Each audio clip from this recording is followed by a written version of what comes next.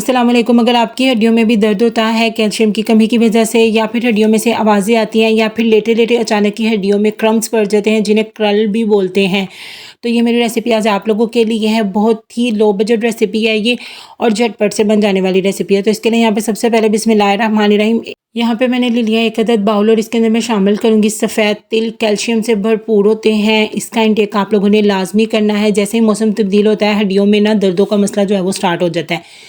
सफ़ेद तिल को जो है वो साफ़ करना बहुत ज़रूरी है, क्योंकि इसमें बहुत ही ज़्यादा मिट्टी और डस्ट होती है। इसको साफ़ करने का एक तरीका ये भी है कि जितनी आपको रिक्वायर्ड हो इनकी, आपने इनको अच्छे तरीके से पानी से धो लेना है। फिर आपने इसे किसी साफ़ कपड़े के ऊपर फैला देना है ताकि ये अच्छे तरीके से ड्राई हो जाए।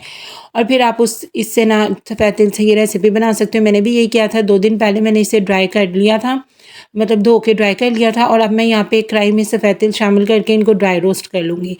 यहाँ पे आपने किसी भी घी का या ऑयल का यूज़ नहीं करना, सिर्फ जस्ट इन्हें ड्राई रोस्ट करना है। इससे जो इसकी नमी है वो भी ख़त्म हो जाएगी और ये जो हम लोग रेसिपी बना रहे हैं इसकी जो शेल्फ़ लाइफ है वो बढ़ जाएगी।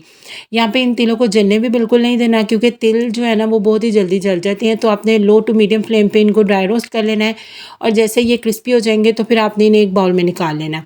इन्हें हल्का सा ठंडा करने के बाद आपने इन्हें इस तरीके से किसी भी मिक्सी जार में ना पीस लेना है और इस तरीके से ये पीसे जाएंगे। लेकिन आपने इन्हें बिल्कुल ठंडा नहीं करना, क्योंकि अगर आपने बिल्कुल ठंडा कर लिया फिर ये पीसे नहीं जाएंगे।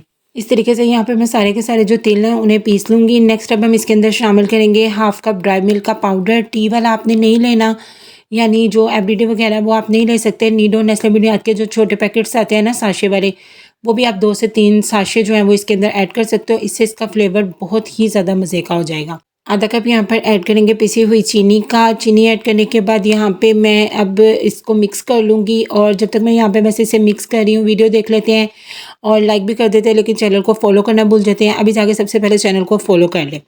मिक्सिंग करने के बाद अब यहाँ पे इस तमाम चीज़ों को कंबाइन करने के लिए मेरे पास यहाँ पे है देसी घी। आप देसी घी भी शामिल कर सकते हो, ऑलिव ऑयल भी शामिल कर सकते हो, लेकिन अगर ये दोनों चीज़ें नहीं है तो फिर आप इसके अंदर डालडा घी भी ऐड कर सकते हो। घी आपने बस जस्ट इतना करना है कि ये सारा का सारा जो मिक्सर है ना वो इकट्ठा हो जाए। आपने इस मिक्सर को गूंदना नहीं है, बस घी ऐड करके आपने इसे इस तरीके से ना इकट्ठा कर लेना। वेल कंबाइन हो जाएगा।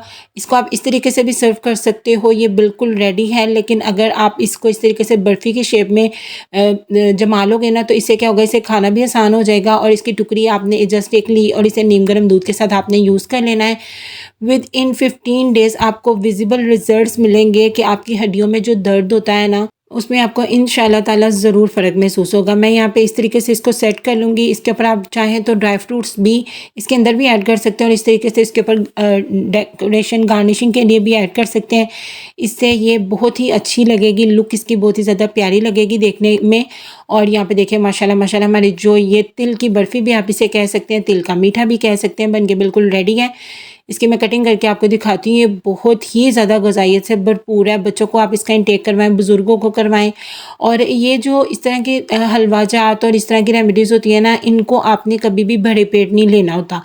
यानी ये नहीं कि आपने सुबह भरपूर डट के नाश्ता किया और उसके बाद आप इसे ऐसा मीठा आगे यूज़ कर रहे हो। नहीं, आप इसे सुबह नाश्ते में एक टुकड़ी लेकर नीम गर्म दूध के साथ यूज़ कर लें, या फिर आप इसे as a snack time use कर सकते हो। भरे पेट नहीं, बस आपने इसे यूज़ करना। तो इस रेसिपी को बनाकर ज़रूर ट्राई करना और कमेंट सेक्शन में अपना फीडबैक भी देना है कि रेसिपी आप लोगों को कैसी लगी। दुआ में याद रखिएगा, अपना बहुत ज़्यादा ख्याल रखिएगा। अल्लाह हाफ़िज़।